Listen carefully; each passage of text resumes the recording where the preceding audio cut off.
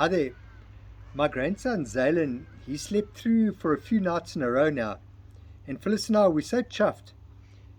And when I say Phyllis and I actually mean Phyllis because she's the one that charges around at night, in the middle of the night to try and look after him.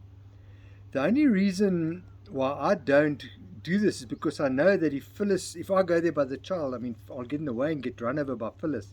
Anyway, we're so used to these regular blood-curdling cries that I found that even I got up at night twice now to check if everything's all right because he's too quiet.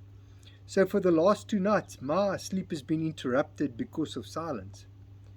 And just when I was thinking about that, I go and read this quotation from Esther Fleece. And Esther says, instead of silencing those who are hurting, let's start training our ears to hear the night cries. She used the word night cries. Now that is so profound because it is our instinct to silence night cries. I regularly hear people say to tell Zaylen, and they're doing it with the best intentions and they do it with love, and he regularly gets told, Zaylen, big boys don't cry.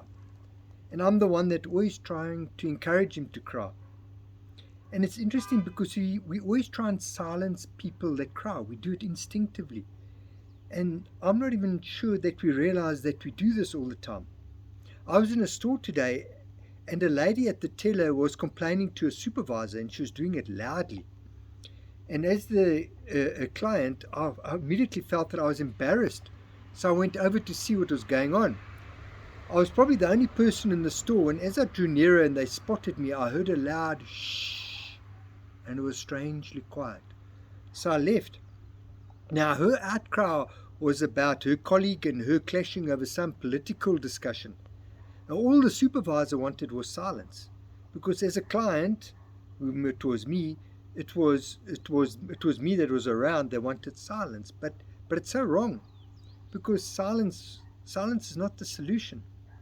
And then there's this account in the Bible of Jesus walking along the road, and as he's approaching Jericho, he passes by this blind beggar. And once the beggar found out that it was Jesus passing by, he started shouting, Jesus, Son of David, have mercy on me. It's in Luke chapter 18. And it's recorded that the people around the beggar in the Bible word they used is rebuked him and told him to be quiet. And the more the people were rebuking him, the louder he was shouting, Jesus, Son of David, have mercy on me. And Jesus heard the man's appeal and asked him what he wanted. Now, I read this and I think, gee, Jesus, the guy's blind. But Jesus wanted to hear what the guy's night cry was. What made him cry at night? What depressed him? What discouraged him? What disheartened him? What his night cry was? And I'm so presumptuous. I'm the one that believes that I'm the one that will believe you when false happiness is put on. I'm the one that can't see through your mask. I'm the one that will believe you when you say, Craig, I'm okay. I'm the one that seldom hears people's night cries unless they tell me about them. Jesus hears your night cries. Jesus hears you hurting and hears the root cause of your hurt. Jesus will never silence your night cry. Jesus hears it. I want to be like Jesus. I want to be able to hear the night cries of people around me. I also want to learn to lean on Jesus during my night cries.